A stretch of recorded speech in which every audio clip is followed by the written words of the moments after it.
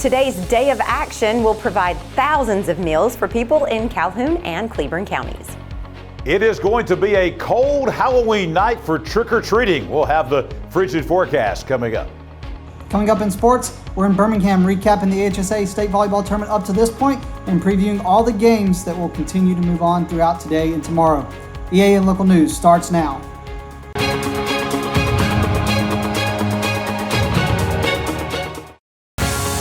This segment of EAN Local News is brought to you by Oxford Lumber. Come visit any of our locations in Oxford, Jacksonville, Talladega, and Roanoke.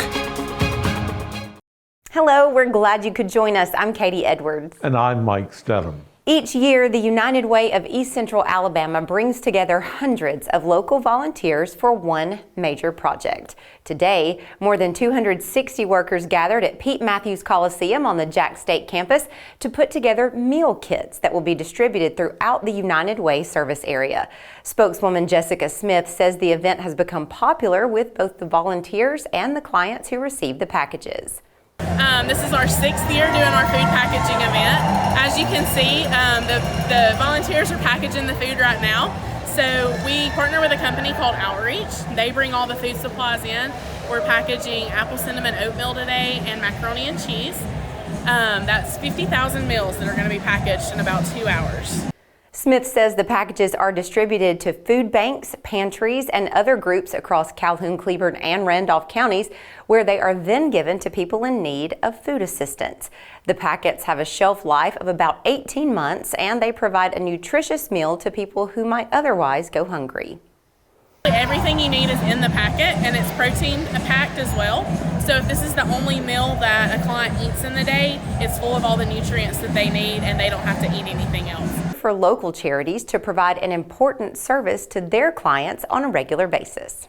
I know Miss Maldini, Community Enabler, she uses it all the time. It's a great shelf-stable product that they can use. The families enjoy it. You know, most of your kids are going to eat macaroni and cheese and apple cinnamon oatmeal. It's something fun for the kids to have. So they just appreciate it. All they have to have is water to make it. When we come back, senior citizens can expect a little extra cash in their Social Security payments starting in January.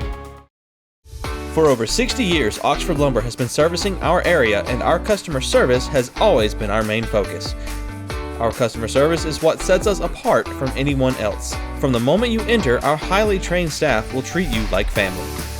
To enthusiastically provide total customer satisfaction within a positive and self-fulfilling employee relations environment.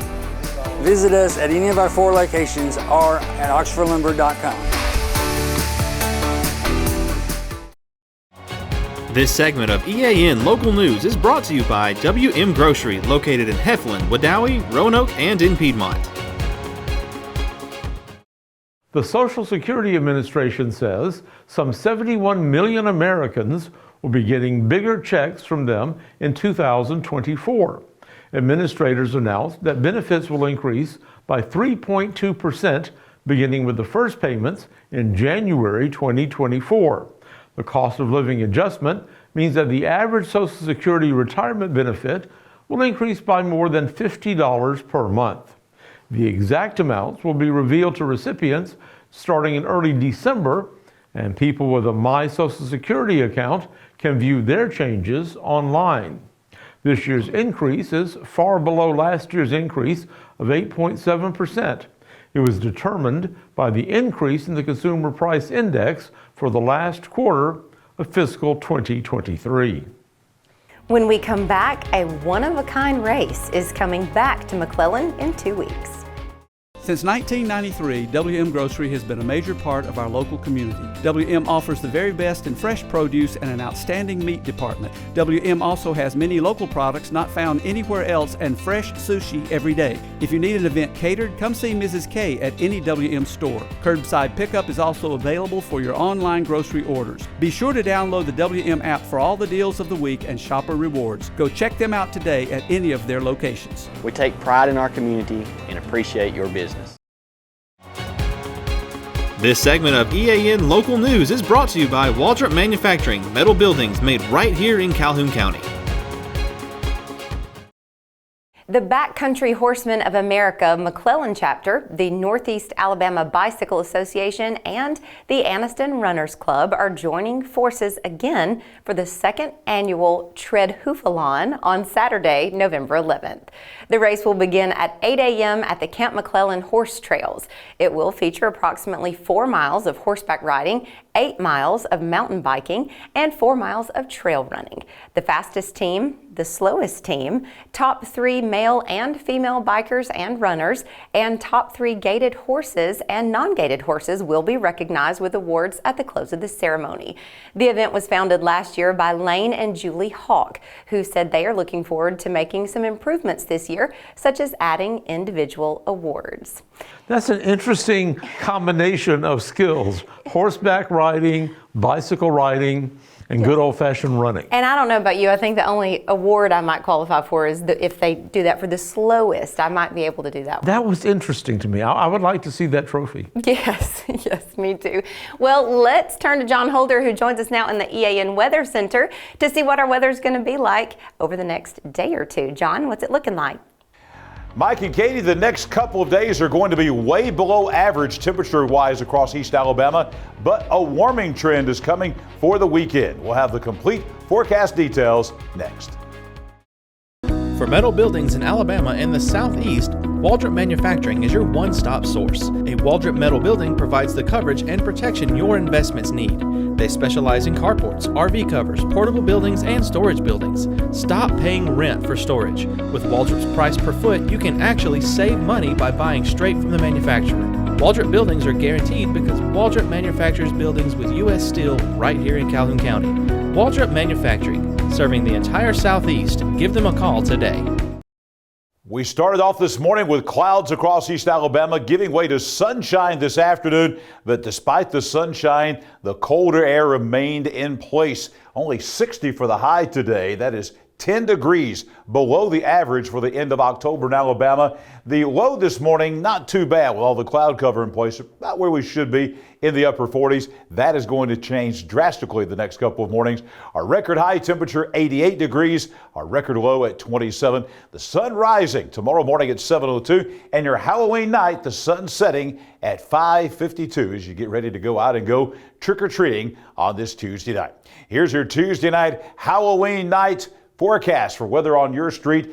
Glenwood Terrace and Anniston, they've got the Headless Horseman, all kinds of things going on over there tonight. It's going to be a cold trick-or-treat, not only on Glenwood Terrace, but everywhere across East Alabama tonight. We're dropping down to 29 for the low. Now, it will not be 29 while you're trick-or-treating, but temperatures after the sun sets are going to drop very quickly into the 40s.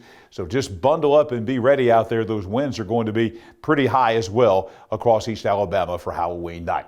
Coming up on your Wednesday, first day of November, sunny but cold out on Coxwell Avenue on McClellan. Only 53 for the high tomorrow, several degrees colder than today. Plenty of sunshine, no rain in the forecast, but a cold day with temperatures about 15 to 20 degrees below the average for this time of year.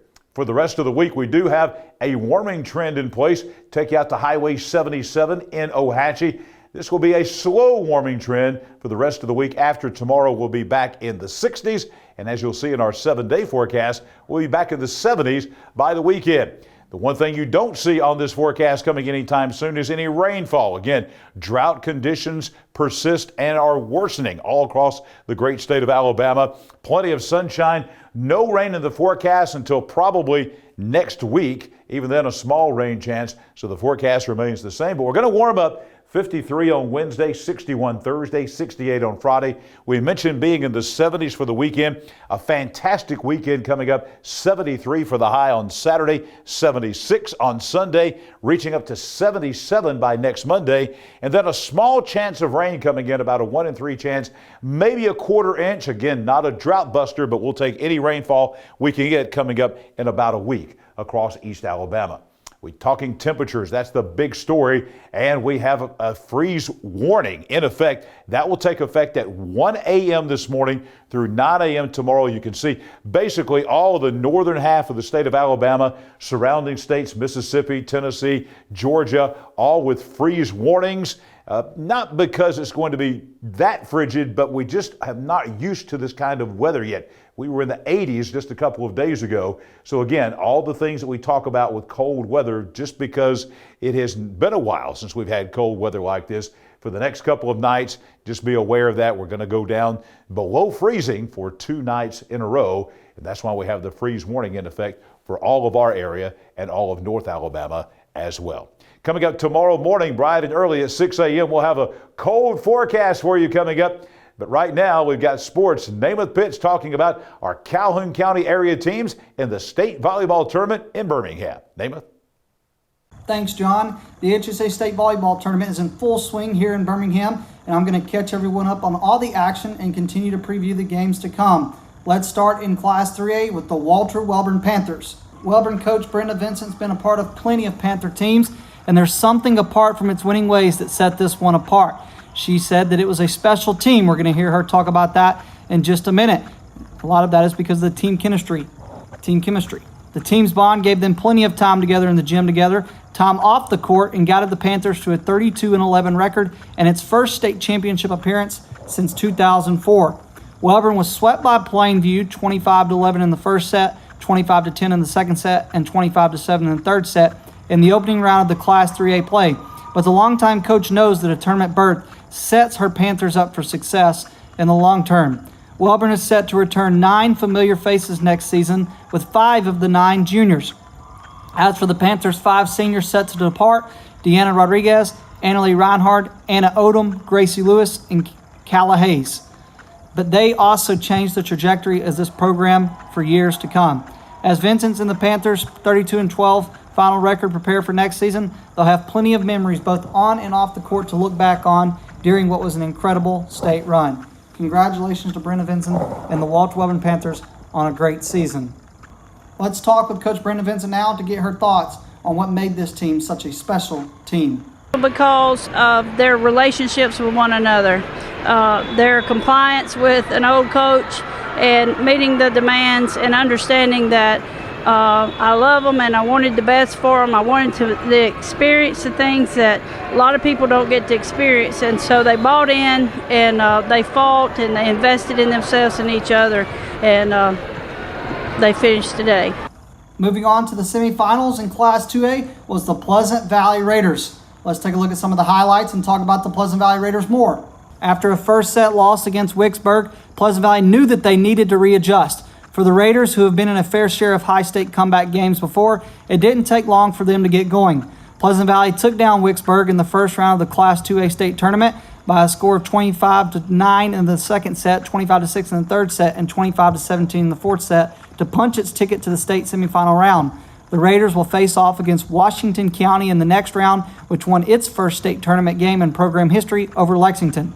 The Raiders held Wicksburg to just 32 points in the last 3 sets after dropping the first, with Pleasant Valley ending its second with an 11-point scoring streak. Coach Dana Bryan is coaching in her final tournament as the head coach of the Pleasant Valley Raiders. And I got to tell you, she has had quite the career, and it was quite a game for Lily Henry, who proved to be one of the key difference makers for the Raiders, pounding out 18 kills to lead the team offensively. She also racked up 6 digs and dished out 4 service aces. You could also tell that Madison Schwabe and Allie Bryant also contributed offensively, with Schwabe racking up 9 kills and Bryant totaling 8. Bryant also posted a team-high 9 digs and also allowed 3 service aces. The Pleasant Valley Raiders will advance to the semifinals, where they are set to face Washington County right now as we speak. In Class 2A for the Donahoe Falcons, it was a bit of a rough ending to the season. The Donahoe Falcons would fall to GW Long in 4 sets. Coach Anna Taylor's team played consistent but not consistent enough to win in the biggest game of the season up to this point.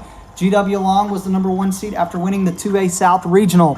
This game in the first set would be 25-23, with Donahoe coming up just short. The second set would be a little bit of the same, 25-22, with Donahoe just losing the second set. GW Long would go up 2 sets, but Donahoe would win the third set, forcing a 4th set. After the 4th set was forced, Donahoe would then fall, and their season would come to an end after losing to GW Long. Coach Anna Taylor was proud of her team for all the effort that they continued to show. And you see right there, number 9, Estella Cannell, who's the only senior for the Donahoe Falcons. Her career would come to an end after a tough loss to GW Long, but a lot to be proud of if you're in Donahoe Falcons for a great season. And although the state championship hopes comes to an end. It was a little bit of a regroup. She'll be returning most of her starters except for Estella Cannell. So the Donahoe Falcons, who are back-to-back state champions, now will wait to see if they will move up to Class 3A in volleyball. And that's it for all the action in Birmingham today. If you're an Alexandria, Pleasant Valley, Oxford, Faith Christian fan, come back tomorrow for more on your teams in the state tournament. Other than that, let's go back over to Mike and Katie. Thank you for the update, Namath, and thank you for watching today. You can find us here online every weekday on either Facebook or YouTube and on our website, eastalabamanow.com. Just go to our video feed and watch us whenever it's convenient for you. We'll see you back here Wednesday for your news on your schedule.